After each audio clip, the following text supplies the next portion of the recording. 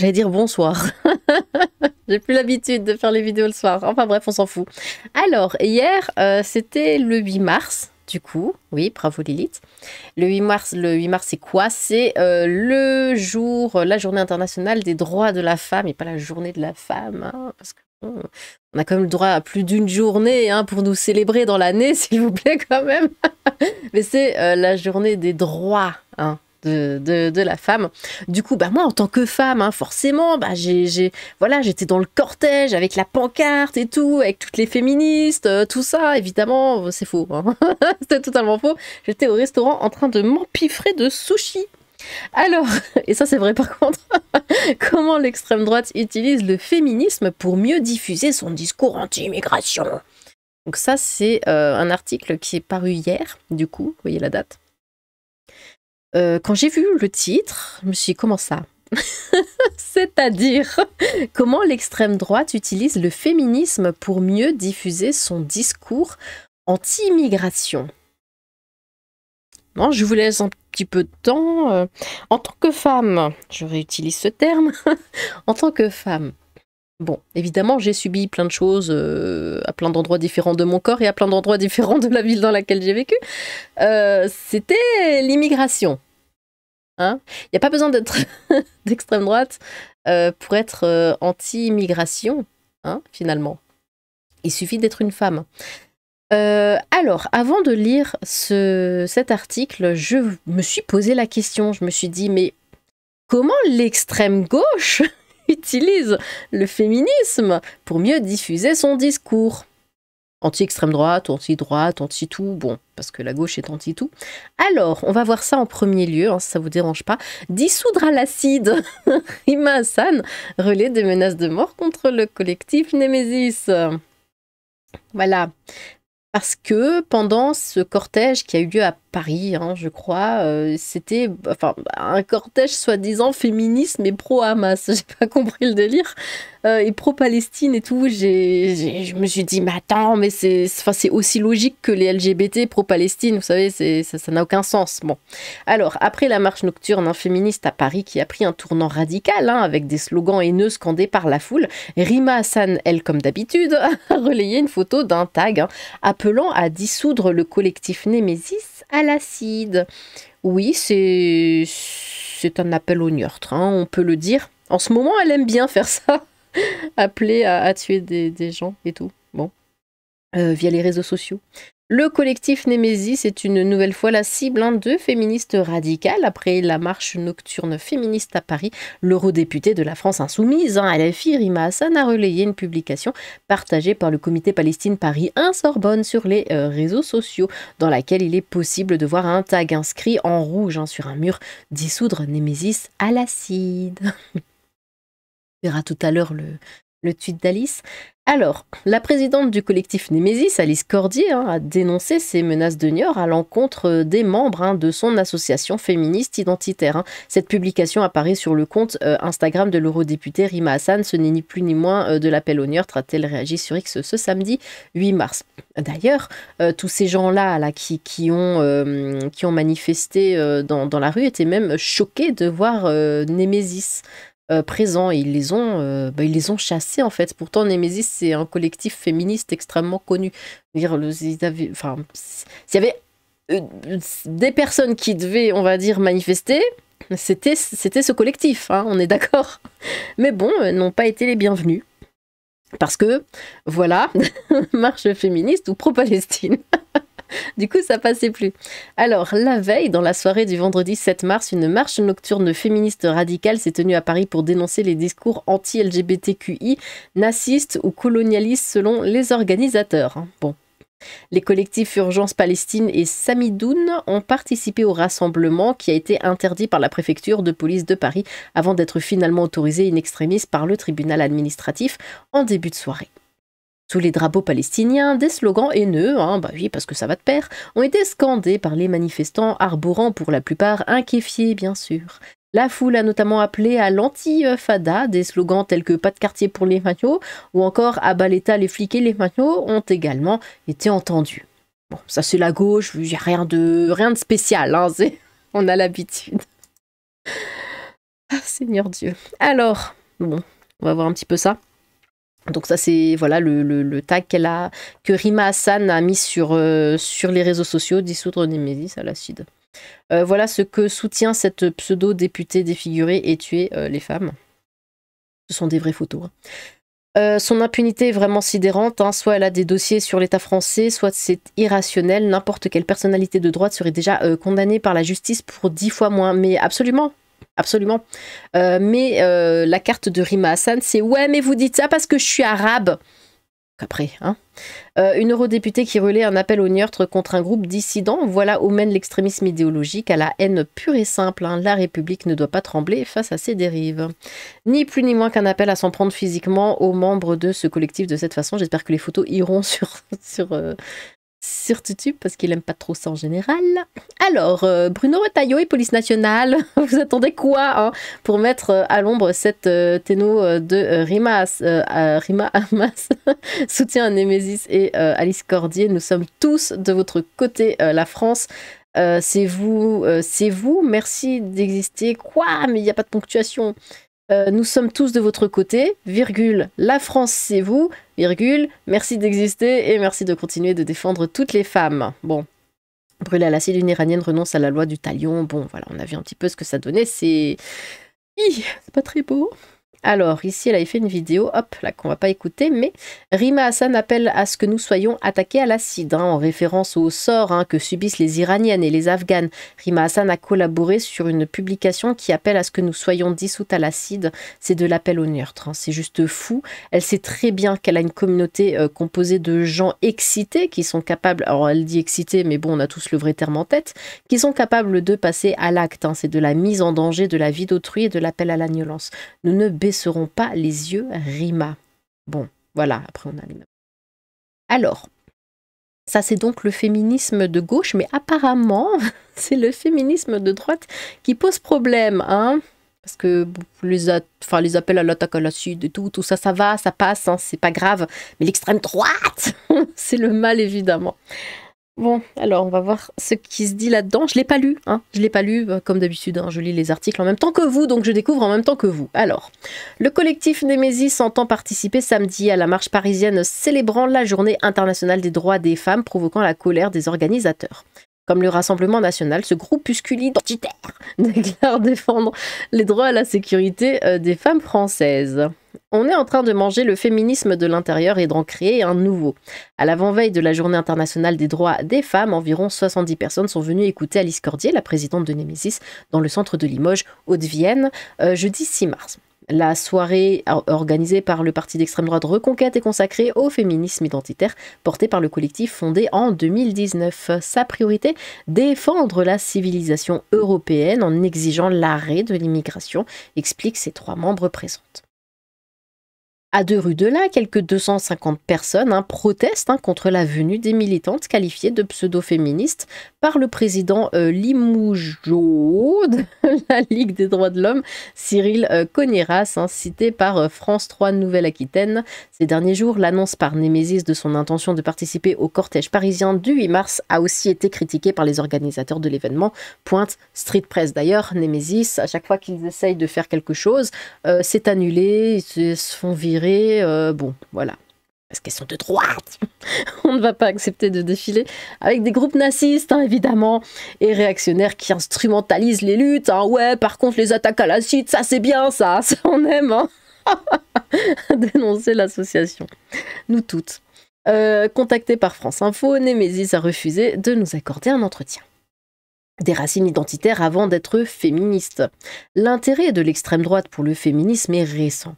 Des figures comme la blogueuse Solveig Minéo et des collectifs en non-mixité, Belle et Rebelle, Les Antigones puis Némésis, ont émergé dans les années 2010 dans la foulée de la manif pour tous, explique la politologue et historienne Magali Della Suda, ça avait beaucoup de A, dans Les Nouvelles Femmes de droite sorties en 2022.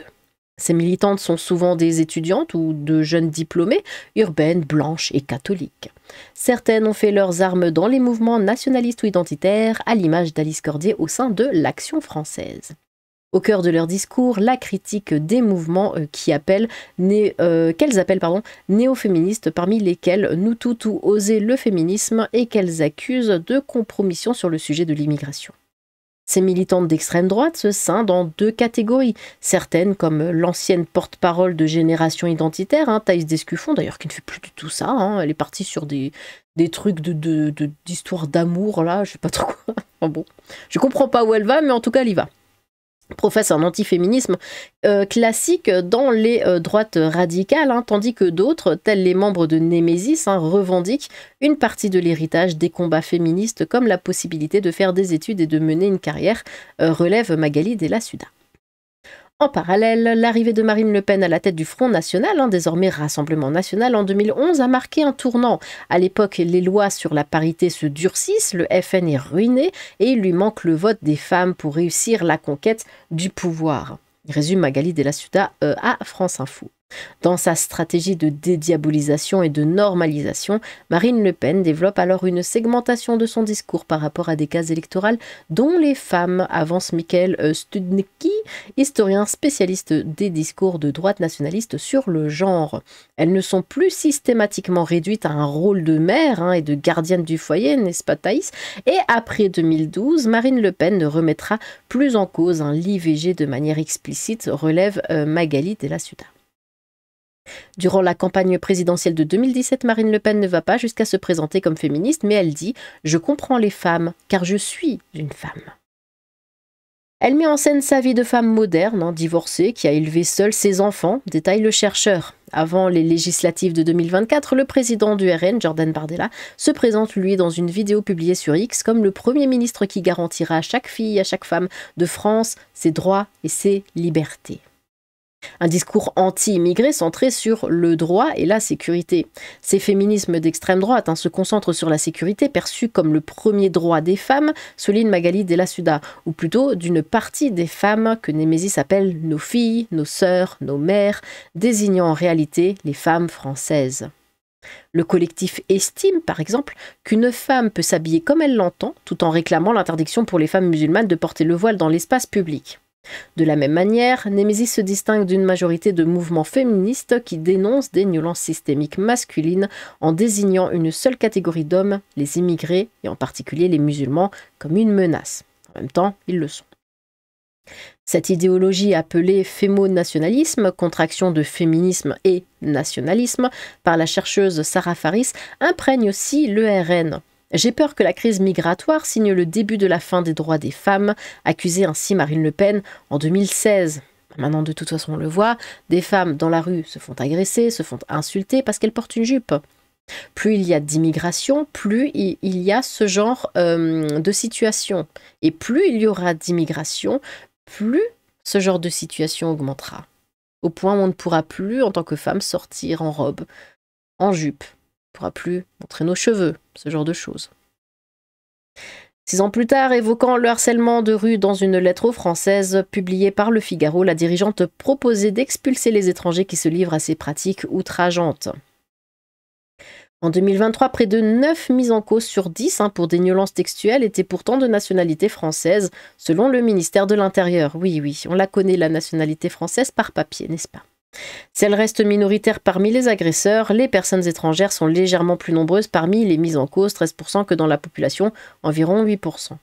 La surreprésentation des immigrés dans les statistiques concernant les délits et les crimes s'explique notamment par le traitement différencié que subit la population étrangère à toutes les étapes du système pénal, de la probabilité d'arrestation à celle d'être incarcéré, souligne cependant une note du Centre d'études prospectives et d'information internationale. L'extrême droite, elle, y voit le résultat des normes patriarcales qui seraient importées par les immigrés, rappelle Magali Della Suda.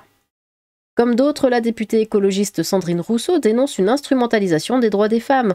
L'extrême droite utilise les violences textuelles comme la fraude sociale ou le chômage, illustre-t-elle. C'est une stratégie politique qui consiste à prendre n'importe quel sujet et en faire un objet de dénonciation de l'immigration, car ça sert leur récit. Ah bah oui, c'est pas grave, les violences textuelles, on s'en fiche, c'est si peu, pour une femme, on s'en fout, Il vaut mieux parler du chômage. Ah bon, c'est pas grave, c'est du Sandrine Rousseau, on est habitué, mais quand même. Alors, évidemment que des hommes de toutes les catégories sociales, de toutes les couleurs de peau et de toutes les religions gnolent, poursuit l'élu écologiste, réfutant tout malaise à dénoncer les violences d'où qu'elles viennent. Mais en faisant de l'immigration une obsession, l'extrême droite passe sous silence la réalité des violences faites aux femmes, estime Sandrine Rousseau. Non, je suis pas d'accord. Après, comment être d'accord avec Sandrine Rousseau, mais je suis pas d'accord. Par rapport à ma propre expérience. Je l'ai déjà raconté, je le raconte encore et je vais encore vous le raconter. À chaque fois qu'on m'a fait chier dans la rue, qu'on m'a touché les fesses, qu'on m'a touché les seins, qu'on m'a insulté, qu'on m'a demandé en mariage, qu'on m'a suivi en bagnole, que c'était des Arabes. Toujours. Une fois, c'était des Noirs. Voilà, ils m'ont touché les fesses. Mais bon, d'habitude, moi, je suis assez rentre dedans, mais vu que lui, ses bras étaient aussi larges que mes cuisses, je me suis dit, bon, je vais peut-être fermer ma gueule et puis... mais voilà. Mais sinon, tous les autres étaient des Arabes. C'était pas des Français. C'était pas Bernard. Ah si, une fois, il y a un Bernard et un Marcel. Bon, ils étaient assis comme ça à une terrasse, ils m'ont sifflé. C'était en été, je portais une robe. Voilà. Mais ceux qui m'ont insulté et ceux qui m'ont touché, vraiment des attouchements, genre ça me touche les seins, tout ça dans le tram ou les fesses ou quoi que ce soit, c'était des Arabes. Bon, mais apparemment, ce n'est pas le sujet, faut pas en parler, blablabla. Pourquoi pas, Quelles sont les propositions de l'extrême droite en dehors de la lutte contre l'immigration? Ces dernières années, le RN a peu soutenu les textes de loi en faveur des droits des femmes. S'il s'est prononcé pour l'aide d'urgence aux victimes des violences conjugales, le parti s'est divisé sur la constitutionnalisation de l'IVG en 2024. En 2021, ces députés étaient absents lors du vote de la loi Rixain sur l'égalité salariale, tandis qu'ils se sont abstenus ou ont voté contre la loi renforçant l'accès des femmes aux responsabilités dans la fonction publique en 2023. Cette même année, le RN s'est abstenu au Parlement européen lors du vote sur la ratification de la Convention d'Istanbul qui réprime les violences faites aux femmes. Sollicité, le parti n'a pas souhaité répondre aux questions de France Info. De son côté, Némésis est régulièrement critiqué pour ne pas prendre la parole sur d'autres thématiques que l'immigration. En même temps, c'est l'immigration qui agresse le plus les femmes en France. Au bout d'un moment, il faut le dire, il faut arrêter de tourner autour du pot, d'essayer de trouver... Non, mais ils ont la nationalité française, donc non, c'est des Français. Non, ce sont soit des Français de papier, soit des étrangers. Au bout d'un moment, il faut arrêter.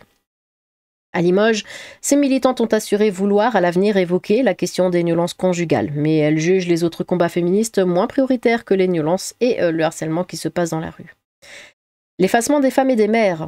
Outre l'immigration, les tenants du féminisme d'extrême droite ont également dans leur viseur les personnes transgenres. En juillet 2023, les députés RN ont déposé une proposition de loi pour faire concourir les sportifs dans la catégorie correspondant à leur texte figurant sur leur acte de naissance, ce qui est tout à fait normal, craignant l'extinction prochaine de la présence des femmes dans les grandes compétitions sportives. On l'a vu plein de fois, un homme à cheveux longs qui va aller concourir contre des femmes va gagner, les femmes n'ont plus aucune chance, les femmes n'ont plus aucune raison de concourir. Dans ces circonstances-là, les femmes n'ont plus aucune raison de faire du sport. Lorsque le prix d'interprétation féminine du dernier festival de Cannes a été remis à l'actrice trans, Carla Sofia Gascon, ainsi qu'à Zoé Saldana et Selena Gomez, ses partenaires de jeu dans Emilia Pérez, la députée européenne Marion Maréchal a de son côté dénoncé sur X l'effacement des femmes et des mères.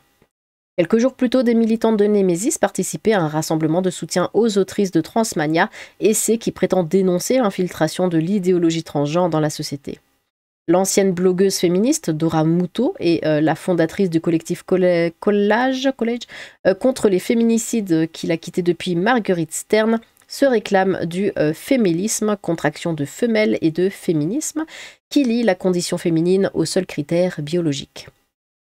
Du RN aux organisations, tous développent un argumentaire selon lequel les femmes transgenres perdraient la place des femmes cisgenres, pointe la sociologue Karine Espinera. De telles positions constituent désormais un incontournable du Trumpisme aux États-Unis. Voilà, donc dire qu'un homme n'a pas à prendre la place d'une femme, c'est transphobe évidemment. La transidentité remet en cause la conception de la masculinité et de la féminité centrale dans les mouvements nationalistes, explique l'historien Michael Stulnicki. La fin du gender gap au RN. Son discours adressé aux femmes semble avoir rapporté gros au Rassemblement national. Le parti a résorbé le gender gap, écart entre les genres, soit la différence entre la participation électorale des femmes et des hommes, en gagnant 10 points dans l'électorat féminin entre les européennes de 2019 et de 2024, passant de 20% à 30%, de 28 à 32 chez les hommes, selon l'institut de sondage Ipsos. Némésis, qui a déjà tissé des liens avec le RN, semble aussi se rapprocher de Reconquête, alors que la députée européenne Sarah Knafo a promis de manifester à ses côtés samedi à Paris. Pour diffuser ses idées, les militants de Némésis ont aussi trouvé un écho dans des organes de presse conservateurs en raison de leur proximité idéologique avec certains patrons comme Vincent Bolloré, CNews, Europe 1, le journal du dimanche décrypte Magali Della Suda. Du fait de leurs actions spectaculaires, elles ont aussi gagné de l'audience dans des médias classiques, ajoute-t-elle. Leur voix porte désormais jusqu'au gouvernement. Fin janvier, le ministre de l'Intérieur, Bruno Retailleau, a félicité le collectif, se disant très proche de son combat, avant de rétropédaler. Ses soutiens enchantent Némésis, qui a expliqué lors du rassemblement à Limoges développé depuis quelques mois ses activités de lobbying. Son objectif, peser sur les politiques d'immigration en Europe et peut-être un jour faire partie de l'establishment. Bon. Alors, voilà. Dites-moi ce que vous pensez de tout ça, vous. Est-ce que vous pensez vraiment que l'extrême droite, je vais reprendre le titre, vu que c'est dit ainsi, que l'extrême droite utilise le féminisme contre l'immigration? Vraiment? Est-ce que vous pensez qu'il y a vraiment besoin de faire ça? Est-ce que la sécurité des femmes vraiment est en lien avec l'extrême droite? Voilà, s'il y a des femmes qui m'écoutaient, dites-moi, est-ce que vraiment vous vous sentez d'extrême droite quand vous croisez, juste croisez, parce qu'au bout d'un moment, il faut quand même le dire, quand vous croisez des gens issus de l'immigration, comment vous vous sentez?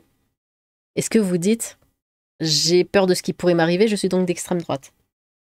Non, parce que c'est ce qui est avancé dans cet article, tout de même. Si on a peur de se faire gnoler par Mohamed, c'est qu'on est de droite, donc au bout d'un moment... Dites-moi les choses, dites-les vraiment honnêtement dans les commentaires.